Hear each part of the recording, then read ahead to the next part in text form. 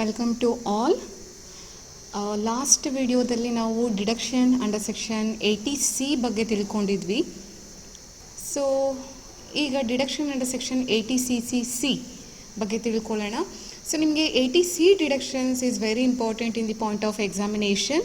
ಮತ್ತು 80CC 80CCD ಇವತ್ತೇನು class ಮಾಡ್ತಾನೆ ನಿಮ್ಮ ಸಿಲೆಬಸ್ಸಲ್ಲಿ ಇಲ್ಲ ಅಂತ ನೀವು ನೆಗ್ಲೆಕ್ಟ್ ಮಾಡಬೇಡಿ. ಪ್ರಾಬ್ಲಮಲ್ಲಿ ಯಾವುದಾದ್ರೂ ಒಂದು ಅಡ್ಜಸ್ಟ್ಮೆಂಟ್ಸ್ ಇದರ ರಿಲೇಟೆಡ್ ಕೂಡ ಹಾಕ್ಬೋದು.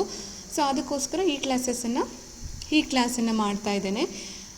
Deduction under section 80CC 80CCC it is related to the contribution made towards pension plans by an individual or HEF. So pension ಫಂಡಿಗೆ ಏನಾದರೂ ಕಾಂಟ್ರಿಬ್ಯೂಷನ್ ಮಾಡ್ತಾ ಇದ್ದಾರೆ ಅಂತ ಆದರೆ ಆ ಅಮೌಂಟು ಡಿಡಕ್ಷನ್ ಅಂಡರ್ ಸೆಕ್ಷನ್ 80CCಯಲ್ಲಿ ನಾವು ಕ್ಲೈಮ್ ಮಾಡ್ಕೊಬೋದು. Okay, interest or bonus earn from these plan do not qualify for deduction. So ಈಗ ಪ್ರತಿ ತಿಂಗಳು ನಾನು 10,000 ಪೆನ್ಷನನ್ನು ಇನ್ವೆಸ್ಟ್ಮೆಂಟ್ ಮಾಡ್ತಾ ಇದ್ದೀನಿ ಅಂದ್ಕೊಳ್ಳಿ.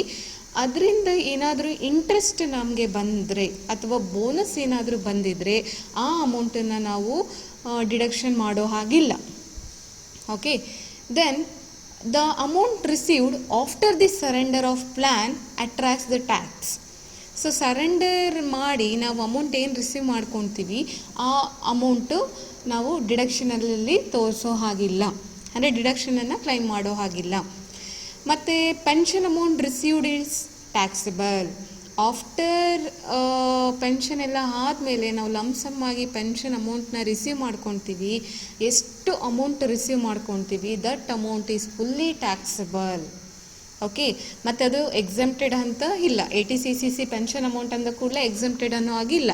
ಅಂದರೆ ಪೆನ್ಷನ್ ಅಮೌಂಟ್ ಏನು ರಿಸೀವ್ ಮಾಡ್ಕೊತೀವಿ, ಈಗ ಎವ್ರಿ ಮಂತ್ 2,000 ಪೇ ಮಾಡ್ತಾ ಇರ್ತೀವಿ. ಅಟ್ ದಿ ಎಂಡ್ ಆಫ್ ನಾವು ಇಷ್ಟು ಅಮೌಂಟ್ ಲಮ್ಸಮ್ ಆಗಿ ಆಫ್ಟರ್ ರಿಟೈರ್ಮೆಂಟ್ ಅಥವಾ ಆಫ್ಟರ್ ಮೆಚುರಿಟಿ ಪೀರಿಯಡ್ ನಾವು ಕಲೆಕ್ಟ್ ಮಾಡ್ಕೊತೀವಿ. ಸೊ ಆ ಅಮೌಂಟು ಅಂದರೆ ಪೆನ್ಷನ್ ಅಮೌಂಟ್ ಏನು ರಿಸೀವ್ ಮಾಡ್ಕೊತೀವಿ ಆ amount is fully taxable. But ನಾವು ಪ್ರತಿ ತಿಂಗಳು ಏನು ಕಾಂಟ್ರಿಬ್ಯೂಟ್ ಮಾಡ್ತಾ ಹೋಗ್ತಾ ಇರ್ತೀವಿ, ಪೆನ್ಷನ್ ಫಂಡ್ ಕಟ್ತಾ ಹೋಗ್ತಾ ಇರ್ತೀವಿ, ಅದು 80CCC ಪ್ರಕಾರ ಡಿಡಕ್ಷನನ್ನು ಕ್ಲೈಮ್ ಮಾಡ್ಕೊಬಹುದು. ಮತ್ತು ದ ಮ್ಯಾಕ್ಸಿಮಮ್ ಲಿಮಿಟ್ ನಾನು ಆಲ್ರೆಡಿ ನಿಮಗೆ ಲಾಸ್ಟ್ ಕ್ಲಾಸಲ್ಲಿ ಹೇಳಿದಾಗೆ 80C 80CCC 80CCD ಈ ಮೂರೂ ಸೆಕ್ಷನಿನ ಒಟ್ಟು ಮೊತ್ತ 1.5 ಲಕ್ಷಕ್ಕಿಂತ ಹೆಚ್ಚು ಇರುವಾಗಿಲ್ಲ. ಅಂದರೆ ನಾವು 80CCಯಲ್ಲೇ 1.5 ಲ್ಯಾಕ್ ಕೂಡ ಇನ್ವೆಸ್ಟ್ಮೆಂಟನ್ನು ಅಂದರೆ ಕಾಂಟ್ರಿಬ್ಯೂಷನನ್ನು ಕೊಡಬಹುದು. So this is related to 80CCC. ಅಂದರೆ 80CCC ಅಂದರೆ it related to the contribution made towards pension plan. Okay, every month ನಾವೇನು ಇಂತಿಷ್ಟು ಅಮೌಂಟ್ ಅಂತ ಪೆನ್ಷನ್ ಕಟ್ತಾ ಇರ್ತೀವಿ. ಸೊ ಆ ಅಮೌಂಟನ್ನು ನಾವು ಡಿಡಕ್ಷನ್ಸನ್ನು ಕ್ಲೈಮ್ ಮಾಡ್ಕೊಬಹುದು. ಆದರೆ ಅದರಿಂದ ಯಾವುದೇ ರೀತಿ ಇಂಟ್ರೆಸ್ಟ್ ಬಂದರೆ ಅಥವಾ ಬೋನಸ್ ಬಂದರೆ ಆ ಒಂದು ಪ್ಲ್ಯಾನನ್ನು ನಾವು ಪಾಲಿಸಿಯನ್ನು ಸರೆಂಡರ್ ಮಾಡಿ ಅದರಿಂದ ಬಂದಂಥ ಅಮೌಂಟ್ ಮತ್ತು ಪೆನ್ಷನ್ ಅಮೌಂಟ್ ಒಟ್ಟಾಗಿ ಏನು ಬರುತ್ತೆ ಸೊ ಆ ಅಮೌಂಟು ಅದನ್ನು ನಾವು ಟ್ಯಾಕ್ಸಬಲ್ ಅಂತ ಹೇಳ್ತೀವಿ. ಅದನ್ನು ನಾವು ಡಿಡಕ್ಷನಲ್ಲಲ್ಲಿ ಕ್ಲೈಮ್ ಮಾಡಲಿಕ್ಕೆ ಬರೋದಿಲ್ಲ. ಮತ್ತು maximum limit is 1.5 lakh. Next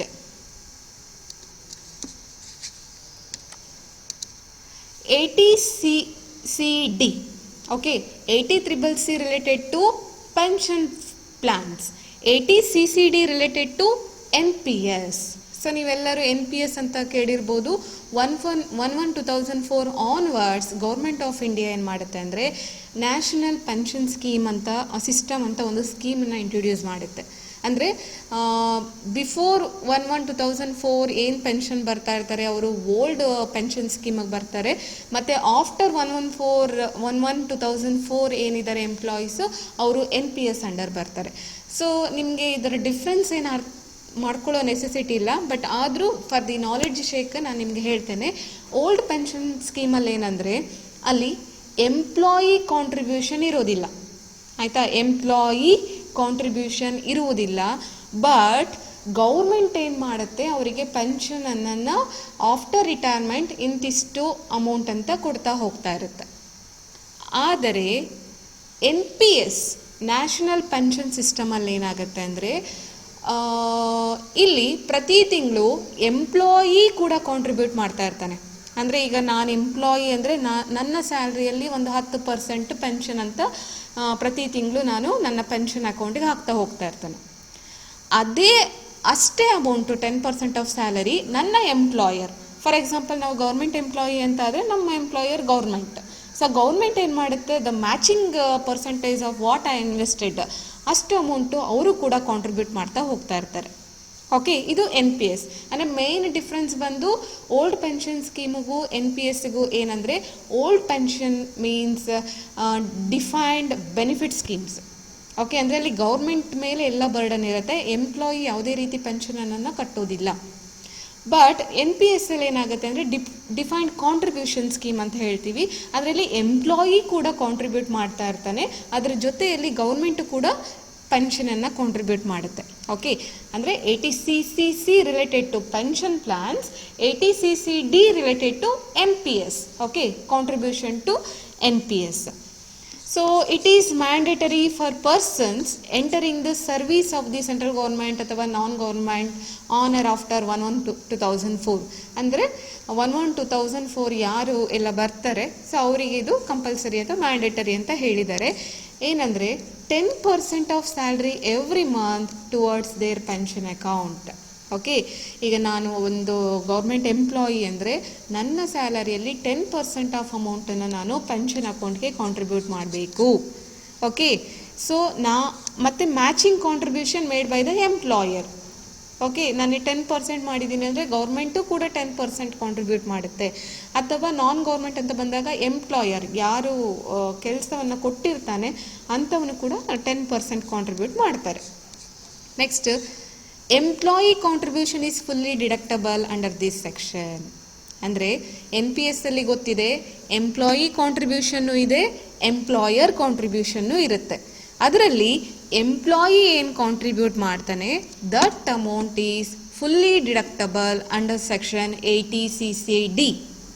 okay, ಈಗ ನಂದು ಸ್ಯಾಲರಿ 1 lakh ಅಂದ್ಕೊಳ್ಳಿ, 1 ಲಕ್ಷದಲ್ಲಿ ನಾನು 10% NPS ಕಟ್ತಾ ಇದ್ದೀನಿ ಅಂದರೆ 10,000 ನಾನೇನು ಮಾಡ್ಕೊಬೋದು, ಡಿಡಕ್ಷನನ್ನು ಕ್ಲೈಮ್ ಮಾಡ್ಕೊಬಹುದು. ಈಗ ಎಂಪ್ಲಾಯರ್ ಕಾಂಟ್ರಿಬ್ಯೂಷನ್ ಅಂದರೆ ನಾನು 10,000 ಕಾಂಟ್ರಿಬ್ಯೂಟ್ ಮಾಡ್ತಾ ಇದ್ದೀನಿ, ನನ್ನ ಎಂಪ್ಲಾಯರ್ ಅಂದರೆ ಗೌರ್ಮೆಂಟು ಕೂಡ 10,000 ಕಾಂಟ್ರಿಬ್ಯೂಟ್ ಮಾಡ್ತಿದೆ ಅಂದ್ಕೊಳ್ಳಿ. ಆಗ ಏನು ಗೌರ್ಮೆಂಟ್ ಕಾಂಟ್ರಿಬ್ಯೂಟ್ ಮಾಡುತ್ತೆ ಅಂದರೆ ಎಂಪ್ಲಾಯರ್ ಕಾಂಟ್ರಿಬ್ಯೂಷನ್ ಏನಿದೆ, that is taxable, is treated as salary. ಅಂದರೆ employee contribution is deductible but employer contribution is taxable. Okay, even a self employed person may also join NPS. Okay, own business ಮಾಡ್ತಾ ಇರೋರು self employed persons ಕೂಡ NPS-ಅನ್ನು join ಮಾಡ್ಕೊಬಹುದು. Okay, so main 80CCD ಅಲ್ಲಿ ಏನು ನೆನ್ಪಿಟ್ಕೊತೀರಾ, it is related to ಅಥವಾ deduction in respect of contribution to NPS. Okay, according to 1/1/2004 after that ಯಾರ್ಯಾರೆಲ್ಲ persons government ಸರ್ವಿಸಸ್ಸಲ್ಲಿ ಅಥವಾ ನಾನ್ ಗೌರ್ಮೆಂಟ್ ಸೆಕ್ಟರಲ್ಲಿ ಬರ್ತಾರೆ ಅವರೆಲ್ಲರೂ ಕೂಡ 10% ಆಫ್ ಸ್ಯಾಲ್ರಿಯನ್ನು ಅವರು ಕಾಂಟ್ರಿಬ್ಯೂಟ್ ಮಾಡಬೇಕಾಗತ್ತೆ. ಅಂದರೆ ಮ್ಯಾಚಿಂಗ್ ಪರ್ಸೆಂಟೇಜ್ ಅಷ್ಟೇ ಎಂಪ್ಲಾಯರು ಕೂಡ ಕಾಂಟ್ರಿಬ್ಯೂಟ್ ಮಾಡ್ತಾನೆ. ಇಲ್ಲಿ employee contribution fully deductible, employer contribution is fully taxable.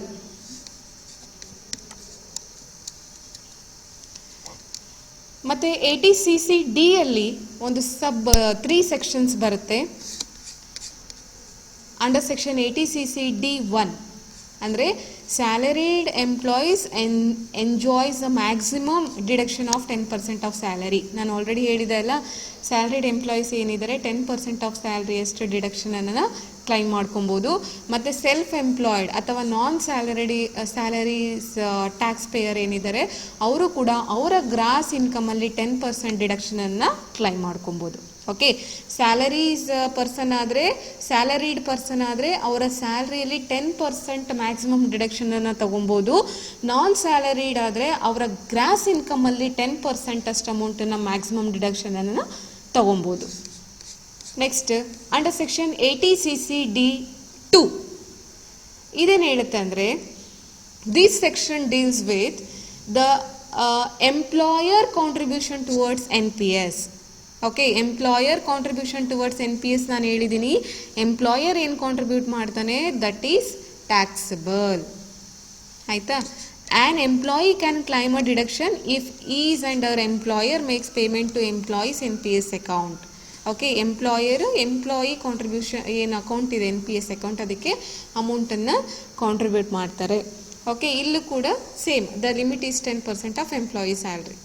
ಆಯಿತಾ, ಎಲ್ಲೇ ನೀವು ನೆನ್ಪಿಟ್ಕೊಳ್ಳಿ, ಎನ್ ಪಿ ಎಸ್ ATCCD ಪ್ರಕಾರ ಅವ್ರು ಏನಾದರೂ ಡಿಡಕ್ಷನನ್ನು ಕ್ಲೈಮ್ ಮಾಡ್ಕೊತಾ ಇದ್ದಾನೆ ಅಂದರೆ the maximum limit is 10% of is salary. Okay, in case of non salaried person ಇದ್ದಾನೆ ಅಂದರೆ 10% ಆಫ್ ಅವನ ಗ್ರಾಸ್ ಟೋಟಲ್ ಇನ್ಕಮ್. ಸೊ ಇನ್ನೊಂದು ಸೆಕ್ಷನ್ ಇದೆ ಅಂಡರ್ ಸೆಕ್ಷನ್ ATCCD 1B. ಇದೇನು ಹೇಳುತ್ತೆ ಅಂದರೆ an additional tax benefit of ₹50,000 is possible under this section. Okay, ಒಂದು ಬೆನಿಫಿಟನ್ನು ಕೊಡುತ್ತೆ ಫಾರ್ NPS ಹೋಲ್ಡರ್ಸಿಗೆ. ಏನಂದರೆ 50,000 ಅಡಿಷನಲ್ ಟ್ಯಾಕ್ಸ್ ಬೆನಿಫಿಟನ್ನು ಕ್ಲೈಮ್ ಮಾಡ್ಕೊಬಹುದು. ಸೊ ನಾನು ನಿಮ್ಗೆ ಇದುವರೆಗೂ ಹೇಳಿದಾಗೆ ATC, ATCCC, ATCCD ಈ ಮೂರರ ಒಟ್ಟು ಮೊತ್ತ 1.5 ಲಕ್ಷಕ್ಕಿಂತ ಹೆಚ್ಚಿರಬಾರ್ದು. ಅಂದರೆ 1.5 ಲಕ್ಷವರೆಗೂ ಮಾತ್ರ ಅವರು ಹೆಚ್ಚಿದ್ರೂ ಕೂಡ 1.5 ಲಕ್ಷದವರೆಗೂ ಮಾತ್ರ ಡಿಡಕ್ಷನನ್ನು ಕ್ಲೈಮ್ ಮಾಡ್ಬೋದು. But according to this section additional tax ಬೆನಿಫಿಟನ್ನು ಕೊಟ್ಟಿದ್ದಾರೆ 50,000. ಸೊ ಈ ಅಡಿಷನಲ್ ಟ್ಯಾಕ್ಸ್ ಬೆನಿಫಿಟನ್ನು ಯುಟಿಲೈಸ್ ಮಾಡ್ಕೊಳ್ಳೋರಂಥವ್ರಿಗೆ ಅವರ ಟೋಟಲ್ ಎಷ್ಟು ತೊಗೊಬೋದು, 2 ಲಕ್ಷದವರೆಗೂ ಅವರು ಡಿಡಕ್ಷನನ್ನು ಕ್ಲೈಮ್ ಮಾಡ್ಕೊಬಹುದು. Okay, so deduction under section ATCCD related to NPS, ಇದರಲ್ಲಿ 10% of salary, maximum 10% of salary ಅಷ್ಟು ನಾವು ಡಿಡಕ್ಟನ್ನು ಕ್ಲೈಮ್ ಮಾಡ್ಕೊಬೋದು. Employee contribution deductible under section ATCCD, but employer contribution is taxable. Okay, ಈ 3 ಪಾಯಿಂಟನ್ನು ನೆನ್ಪಿಟ್ಕೊಳ್ಳಿ. ATCCD NPSಗೆ ಸಂಬಂಧಪಟ್ಟಿದ್ದು, ಮತ್ತು ಎಂಪ್ಲಾಯಿ ಕಾಂಟ್ರಿಬ್ಯೂಷನ್ ಏನು ಮಾಡ್ತಾನೆ ಅದು fully deductible under section ATCCD, and employer contribution ಏನಿದೆ ಅದು ಟ್ಯಾಕ್ಸಬಲ್. ಮತ್ತು ಮ್ಯಾಕ್ಸಿಮಮ್ ಅವನು 10% ಆಫ್ ಇಸ್ ಸ್ಯಾಲರಿಯಷ್ಟು ಕ್ಲೈಮನ್ನು ಮಾಡ್ಕೊಬೋದು. ಮತ್ತು ಅಡಿಷನಲ್ ಟ್ಯಾಕ್ಸ್ ಬೆನಿಫಿಟ್ ಕೂಡ ಕೊಟ್ಟಿದ್ದಾರೆ, ಅಮೌಂಟ್ ಈಸ್ 50,000. ಸೊ ಆಗ ಅವರ ಒಟ್ಟು ಎಷ್ಟು ತೊಗೊಬೋದು ಅಂದರೆ 2 ಲ್ಯಾಕ್ವರೆಗೂ ಮ್ಯಾಕ್ಸಿಮಮ್ ಲಿಮಿಟ್ ಇರುತ್ತೆ. ಓಕೆ, ಈ ಒಂದು ಬೆನಿಫಿಟನ್ನು ಯುಟಿಲೈಸ್ ಮಾಡಿಕೊಂಡ್ರೆ 2 ಲ್ಯಾಕ್ಸ್ವರೆಗೂ ಬೆನಿಫಿಟನ್ನು ತೊಗೊಬೋದು. ಇಲ್ಲ ಅಂದರೆ ಅವನಿಗೆ 1.5 ಲ್ಯಾಕ್ ಆ್ಯಸ್ ಪರ್ ನಾರ್ಮ್ಸ್.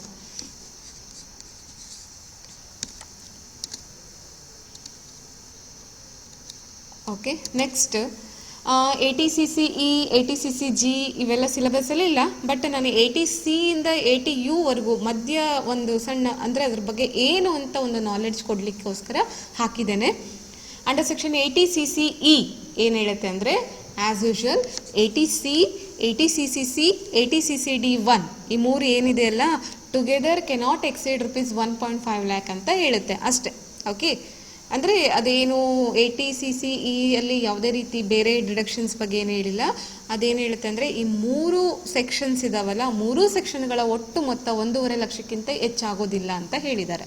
ಆಯಿತಾ, ಇನ್ ಕೇಸ್ ಅವನ ಅಡಿಷನಲ್ ಬೆನಿಫಿಟ್ ತಗೊಂಡಾಗ ಮಾತ್ರ 2 ಲಕ್ಷವರೆಗೂ ಹೋಗುತ್ತೆ. And under section ATCCG it is related to deduction for investment in any equity saving schemes. Equity saving ಸ್ಕೀಮ್ಸಲ್ಲಿ ಏನಾದ್ರು ಇನ್ವೆಸ್ಟ್ಮೆಂಟ್ ಮಾಡ್ತಾ ಇದ್ದಾರೆ ಅಂದರೆ ಅಂಡರ್ ಸೆಕ್ಷನ್ ATCCG ಪ್ರಕಾರ ಅವನಿಗೆ ಡಿಡಕ್ಷನ್ಸನ್ನು ಕ್ಲೈಮ್ ಮಾಡ್ಕೊಬಹುದು. ಅದಕ್ಕೊಂದು ಕಂಡೀಷನ್ಸ್ ಇದೆ, ಏನಂದರೆ ಅವರ ಗ್ರಾಸ್ ಟೋಟಲ್ ಇನ್ಕಮ್ 12 ಲಕ್ಷಕ್ಕಿಂತ ಹೆಚ್ಚಿದ್ರೆ ಸಾಧ್ಯ ಆಗೋದಿಲ್ಲ. 12 ಲಕ್ಷಕ್ಕಿಂತ ಒಳಗಿದ್ರೆ ಮಾತ್ರ ಅವನು ಈ ಒಂದು ಡಿಡಕ್ಷನನ್ನು ಕ್ಲೈಮ್ ಮಾಡ್ಕೊಬಹುದು. ಮತ್ತು he has acquired listed shares as per Rajiv equity saving schemes. ಅಂದರೆ ಅವನೇನು ಈಕ್ವಿಟಿ ಸೇವಿಂಗ್ ಸ್ಕೀಮಲ್ಲಿ ಏನು ಇನ್ವೆಸ್ಟ್ಮೆಂಟ್ ಮಾಡ್ತಾ ಇದ್ದಾನೆ that should be in listed shares as per Rajiv equity saving schemes ಆಗಿರಬೇಕು ಅಂತ ಹೇಳುತ್ತೆ. And the lock in period is 3 years, minimum 3 years lock in period ಇರಬೇಕು. ಮತ್ತು ಮ್ಯಾಕ್ಸಿಮಮ್ ಎಷ್ಟು ಡಿಡಕ್ಟ್ ತೊಗೊಬೋದು ಅಂಡರ್ ಸೆಕ್ಷನ್ ATCCG ಪ್ರಕಾರ ಅಂದರೆ 50% of the total investment and up to ₹50,000. Okay, ಅಂದರೆ ಮ್ಯಾಕ್ಸಿಮಮ್ 50,000. ಆಯಿತಾ, ಇದು ಒಂದು ಸ್ವಲ್ಪ ನೋಡ್ಕೊಳ್ಳಿ 2, ಅಂದರೆ ATCCE ಏನು ಹೇಳುತ್ತೆ ಮತ್ತು ATCCG. ಓಕೆ, ಇವತ್ತಿಗೆ ಇಷ್ಟು ಕ್ಲಾಸ್ ಸಾಕು. ಇದುವರೆಗೂ ನಿಮಗೆ ATC, ATCCC, ATCCD ಮೇನ್ 3, ಅದರ ಜೊತೆಗೆ ATCCE ಆ್ಯಂಡ್ ATCCG ಏನು ಹೇಳುತ್ತೆ ಅಂತ ಒನ್ಸ್ ರೀಕಾಲ್ ಮಾಡೋಣ. ATC in respect of tax deduction under section 80C ನಾವು ಏನೇನು ಕ್ಲೈಮ್ ಮಾಡ್ಕೊಬೋದು ಅಂತ ಒಂದು 14ರಿಂದ 15 ಪಾಯಿಂಟ್ ಕೊಟ್ಟಿದೆ ನಿಮಗೆ. ಅದರಲ್ಲೆಲ್ಲ ಯಾವ್ದು claim LIC, tuition fees, post office, saving deposit account, senior citizens deposit account ಎಲ್ಲ ಬರುತ್ತೆ, ನೋಡ್ಕೊಳ್ಳಿ. Very important ATC deduction. ಅದಾದ ನಂತರ ATCCC it's related to pension plans. ಅದಾದ ನಂತರ ATCCD ರಿಲೇಟೆಡ್ ಟು NPS. ಅದಾದ ನಂತರ ATCCE related to ATC, ATCCC, ATCCD1 together cannot exceed 1.5 lakh ಅಂತ ಹೇಳುತ್ತೆ. ಮತ್ತು ATCCG related to deduction for investment in any equity schemes. Thank you.